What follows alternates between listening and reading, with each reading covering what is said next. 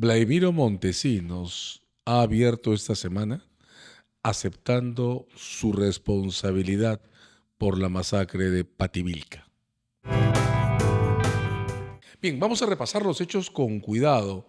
La masacre de Pativilca es uno de los casos que se mencionaron en diciembre del 17, cuando Pedro Pablo Kuczynski indultó a Alberto Fujimori. Pero no es un caso materia de indulto. No ha sido alcanzado por la decisión del gobierno que desacató una orden de la Corte Interamericana vinculada a la suspensión de la ejecución de ese indulto dada este año. La masacre de Pativilca es un caso que corresponde a un paquete distinto.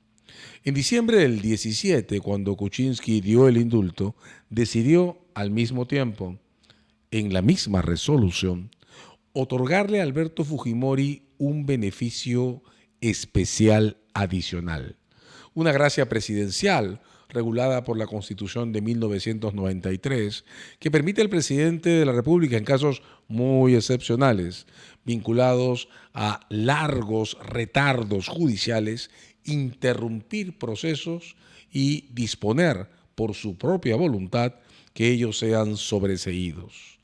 Esta medida, que entró en la Constitución por una disposición única establecida en el año 91, no ha sido usada prácticamente nunca. Pero Pedro Pablo Kuczynski intentó usarla, en el caso de Alberto Fujimori, en su favor, al mismo tiempo que lo indultaba. Cuando la medida original se dio, indulto más gracia presidencial, ambas partes de la decisión de Kuczynski tuvieron destinos distintos. El indulto fue inejecutado por la Corte Suprema y esa decisión de los tribunales, declarar que el indulto era inconstitucional y que contradecía la Convención Americana, generó todo un litigio que es el que desembocó hace poco en la decisión del Tribunal Constitucional de revitalizar el indulto, en la decisión de la Corte Interamericana de Derechos Humanos de prohibir su ejecución y en el desacato del gobierno que decidió proceder contra la Corte. Nada en ese debate que hemos estado siguiendo en las últimas semanas se refería al caso Pativilca. Cuando Pedro Pablo Kuczynski en diciembre del 17 decidió ejercer sus derechos a intervenir sobre procedimientos judiciales en giro al favor de Alberto Fujimori, se equivocó, le fue muy mal. Para otorgar esa gracia, Pedro Pablo Kuczynski y su gobierno contabilizaron mal el tiempo que había tomado el trámite del caso Pativilca. Se olvidaron que durante varios años no había recogido la aprobación del gobierno chileno, el que decide qué casos pueden o no presentarse contra Alberto Fujimori porque fue extraditado de Chile, de modo que la contabilidad era distinta. El caso Pativilca en diciembre del 17 no había cumplido aún el tiempo que se requería para que el presidente pudiera entrometerse como se entrometió Kuczynski. En consecuencia, esa parte de la decisión presidencial a favor de Fujimori tampoco se ejecutó. Pero no fue la Corte Suprema de Justicia la que declaró que la gracia presidencial, la intromisión de Kuczynski sobre el caso Pativilca debía inejecutarse. Fue la Corte Superior, la que ya para entonces tenía pendiente iniciar el juicio por esta masacre. La gracia presidencial, la intervención del presidente sobre un caso en marcha, no se ejecutó nunca por una decisión distinta. Tampoco entró en el debate que desembocó en el caso constitucional vinculado al desacato. El caso Pativilca regresó a la Fiscalía para que sea reorganizado, se volvió a montar y regresó a los tribunales. Y es ese el que ha comenzado esta semana en un juicio en el que se discutirá la responsabilidad de Alberto Fujimori sobre los hechos. Datos básicos, porque una masacre siempre tiene nombres. En Pativilca, en el norte de Lima, en enero de 1992, fueron asesinados y la Fiscalía sostiene que lo hizo el Grupo Colina, Felandro Castillo Manrique, Pedro Agüero Rivera, César Rodríguez Esquivel, Toribio Ortiz Aponte, Calderón Ríos y Ernesto Arias Velázquez, todos pobladores o trabajadores de la zona. El menor, Ernesto Arias Velázquez, de solo 17 años. El mayor, Felandro Castillo Manrique, de 38. Enero de 1992. ¿Dónde estamos? 2 meses antes se registró en Lima la masacre de Barrios Altos, que representa una ejecución extrajudicial perpetrada por el Grupo Colina a pocos metros de Palacio de Gobierno. Lo que se ha entendido fue una venganza del Grupo Colina luego que Sendero Luminoso, en un ataque terrorista, desbaratara un bus de los húsares de Junín.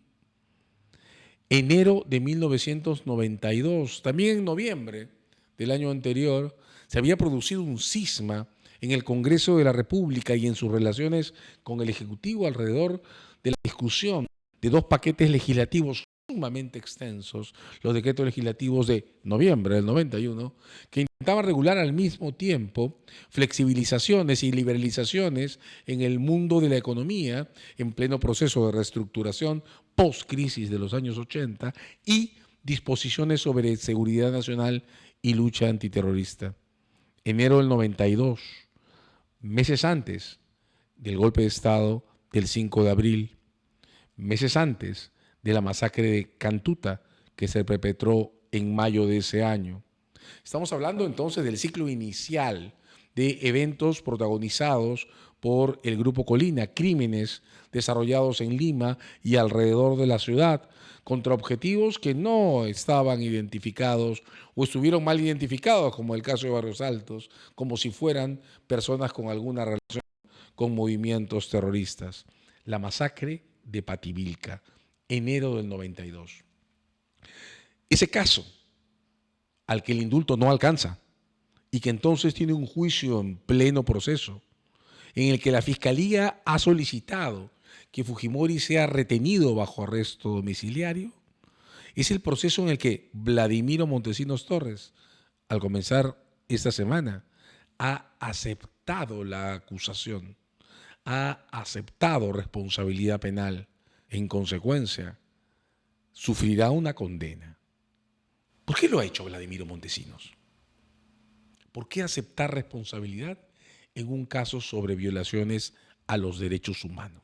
La conformidad que Montesinos ha expresado ante el tribunal nos lleva directamente al espacio en el que presentará su declaración ahora como testigo. De varias maneras, haber aceptado su responsabilidad concede a su posición de testigo un peso gravitacional distinto al que habría tenido si hubiera declarado solo como persona acusada en el proceso.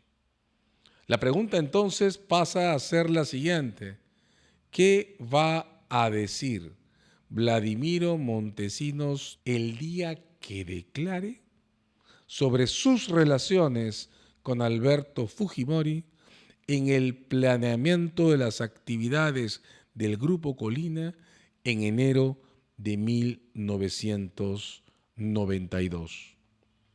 Importante no olvidar que la historia del Grupo Colina para con el golpe de Estado de abril del 92. Se parte en dos.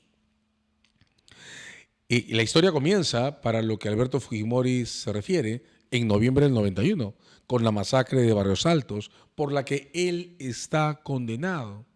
En una de sus múltiples dimensiones, la masacre de Barrios Altos coge a un Alberto Fujimori que aún intentaba moverse alrededor de alguna forma de populismo reformista de centro en la escena política local. No olvidar que para noviembre del 91, la ministra de Educación de Alberto Fujimori era Gloria Helfer y el ministro de Energía y Minas del gobierno era Fernando Sánchez Albavera, dos personas que venían del entorno de Henry P. García, de lo que podríamos llamar los sectores más democráticos o centristas de la antigua Izquierda Unida de los años 80. Ese posicionamiento hacia el centro se quebró con la masacre de Barrios Altos. Y la condena que se le ha impuesto a Alberto Fujimori sostiene que antes de noviembre del 91 él había tenido una posición de injerencia suficiente sobre la conformación del Grupo Colina como para considerarlo un autor mediato, un decididor de las cosas detrás de organizaciones y bambalinas. Se ha discutido mucho esta teoría, pero lo que queda claro, más allá de cualquier debate, y estos estarán siempre abiertos, es que después de noviembre del 91, Alberto Fujimori no puede pretender que desconocía la existencia del Grupo Colina. Sea cual sea la impresión que predomine a lo largo de la historia sobre las condiciones en las que se le ha responsabilizado por la masacre de Barrios Altos, Pativilca es un evento que estaba en posición de evitar y que no impidió. Y la Cantuta, sobremanera, sobre todo si consideramos que el secuestro de los estudiantes de la universidad, las víctimas que solo fueron encontradas años después incineradas en cajas de cartón, se produjo luego de un golpe de Estado que concentró en las manos de su principal asesor, Vladimiro Montesinos Torres, toda la potencia de la fuerza legal y de la fuerza ilegal de los cuerpos de seguridad del Estado. Pativilca no es entonces para Alberto Fujimori un caso fácil. Una masacre que se perpetra 2 meses después del anuncio oficial, público, indiscutible, masivo, poblado de protestas internacionales sobre lo que el Grupo Colina estaba haciendo en el país bajo la tutela de las fuerzas de seguridad. Haber producido la masacre de Barrios Altos no es poca cosa. Representa enrostrar al presidente de la República a pocos metros de su residencia, lo que una fuerza de seguridad paramilitarizada, aunque originada en cuerpos formales de seguridad, es capaz de hacer a vista de paciencia de las autoridades del Estado y ante los ojos de la propia opinión pública. Pativilca, entonces, no es un caso sencillo. Es el momento de las especulaciones. ¿Quiere Alberto Fujimori tener a Vladimiro Montesinos, confeso, como su principal testigo? ¿Planea acaso Montesinos Torres usar este juicio para decir que él sí, él sabía lo que pasó en Pativilca, lo toleró, prestó su aquiescencia o lo ordenó, pero Fujimori no? Vladimiro Montesinos no pierde nada con ese reconocimiento de responsabilidad. Los hechos son tan antiguos como de enero del 92 y las reglas penales aplicables a ellos hacen que la condena por el caso de Pativilca no agregue un día de prisión respecto a alguien que ya está condenado por las masacres de Barrios Altos y Cantuta. El costo del reconocimiento de responsabilidad de Montesinos es cero. Su posición como testigo, expectante. La pregunta es, ¿cómo va a reorganizar su caso la Fiscalía ahora que Montesinos podría haber adquirido una expectante posición de testigo formalmente desvinculado de la suerte del proceso? La Fiscalía va a insistir, como se hizo en el caso Barrios Altos, en que en la posición de presidente de la República, Alberto Fujimori tiene que haber ordenado también la masacre de Pativilca. ¿Va a mostrarnos evidencia de una orden directa o, ajustando su teoría, migrará hacia los también posibles cargos por comisión por omisión, los cargos que corresponden a quien, teniendo la posibilidad y el deber legal de evitar un crimen de estas dimensiones, se cruzó de brazos y simplemente dejó hacer? El caso Pativilca abre entonces una escena que es crucial para establecer el destino intermedio en el corto plazo que puede tener la situación legal de un Alberto Fujimori que además está en posición de enfrentar una nueva ampliación de casos luego que la Fiscalía en Chile expresara su conformidad con que la extradición, el manto que le protege, sea ampliada para que se reciban también en tribunales acusaciones fiscales por los casos de tráfico de armas con las FARC y esterilizaciones forzadas. Ambos son eventos muy sensibles.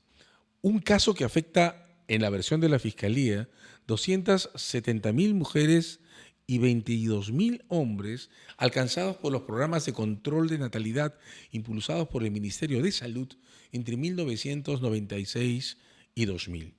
¿Cuántas de estas personas alcanzadas son víctimas reales de casos de inducción por la fuerza, por engaños o por información insuficiente a programas que representan amputaciones y que requieren la formación de decisiones conscientes?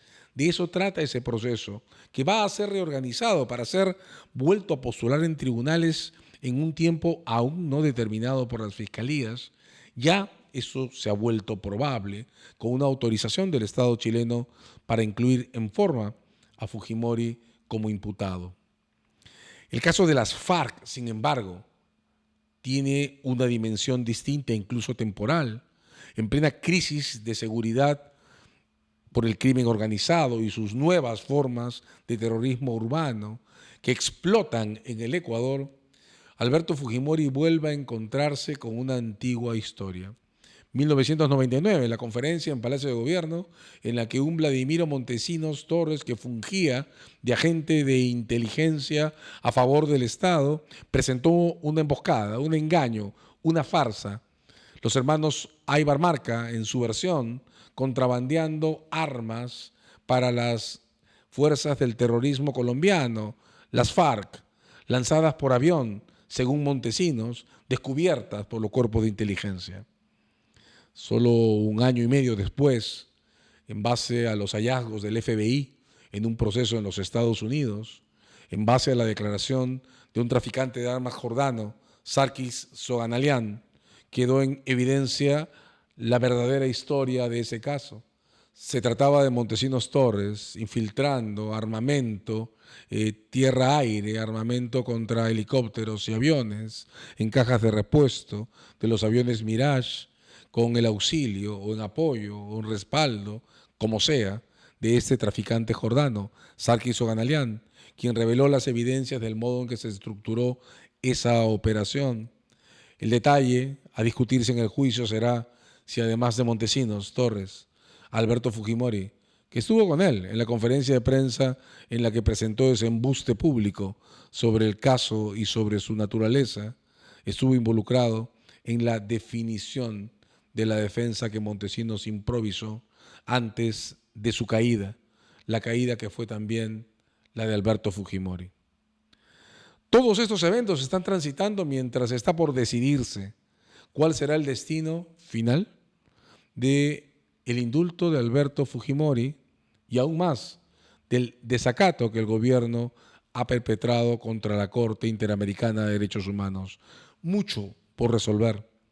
El Estado ha entrado en un procedimiento de observación riguroso sobre las consecuencias de esa medida y hasta ahora no ha presentado en público ninguna alternativa que la resuelva hacia el futuro. Este es un asunto sobre el que sin duda retornaremos.